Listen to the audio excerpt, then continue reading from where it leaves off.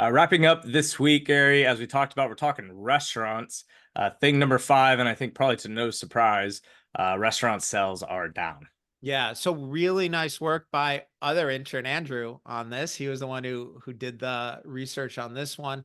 Um, so we have seen closings at, here we go. Here's the list: Cracker Barrel, Red Lobster, Hooters, Applebee's, TGI Fridays. I can't believe we're actually talking about Hooters on this. All right, maybe we Yeah, a should. few of my friends are going to be very upset. All right, maybe we need to bleep this out. Anyway, um, look, here's the deal. I won't name names. Right? Yeah, no names.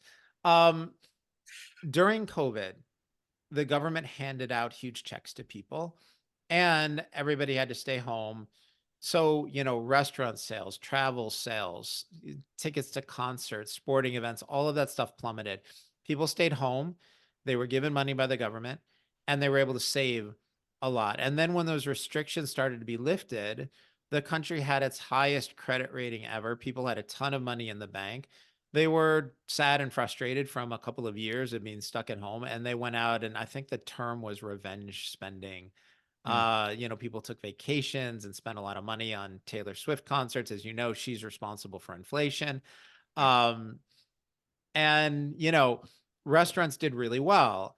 But what's happened is they've had to raise prices, and people have gotten to the point where it's just enough. And so we've seen a little bit of a dip in restaurant sales. It is potentially an indicator that people aren't doing as well as some of these economists say. Again, I'm going to go back to the idea that we have a bifurcated economy. And in general, people who are making good money, who have cash in their pockets, going out to eat is one of those things that, Americans like to do. And it's a nice way to be comfortable for an evening. When money's tight, that is one of the easiest places to cut back, and people start to grocery shop more, prepare more at home. The negative is that's not necessarily so great for the economy and restaurant workers. On the positive, they're probably eating a little healthier. So, good for the medical health of the country. Gary, are we close to a disaster yet? Where does this kind of fall in terms of panic mode? No, we're not in panic mode. I think Andrew did a really nice job. He graphed it out and showed so in at the bottom in 2020, restaurant sales were, I think it was like $30 billion, and it rose up over the last few years to almost $90 billion. And we've seen, a bit of a dip. It dipped a few $1 billion, but it's still above 80 billion right now. Um, and so it's a small dip. It's not a disaster. We've seen bigger dips. The reason we're focused on it is because that is a place where you would expect to see early weakness. And, it is something that, we've been focused on, the fact that we don't have an economy that's working for everybody. We have an economy where a small number of people are doing well. A lot of people are getting government money, and a really large number of people are just struggling. And so, you'd expect to see that in weaker restaurant sales, but the drop isn't huge. It's not panic time yet.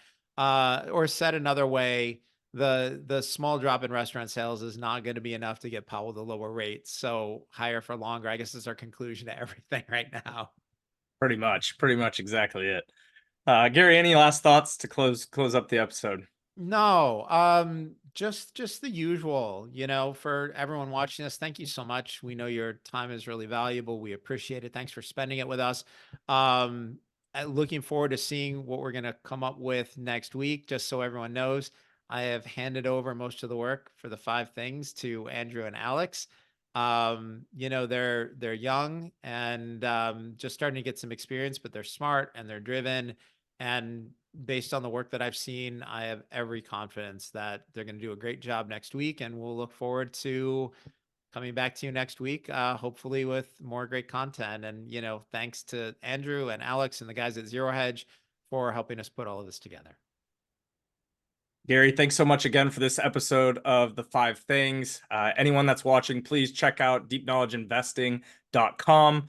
There's an option to subscribe for a free subscription, as well as premium subscribers receive access to current recommendations from Gary, real-time alerts, market analysis prior to everybody else, especially delivery of the 5 things, as well as our monthly newsletter. Would love if you would consider. That allows us to continue to produce great content, keep you in tune with everything you need to know about the market. As always, Gary, pleasure working with you and doing this show with you. I know I gained tons of valuable insights from everything you guys put out, and really happy to be a part of this. Gary, anything else? No, Rob, thanks so much. Look forward to doing this with you next week. Everyone, have a great week. We'll see you next Monday. Thanks. Thanks, everyone.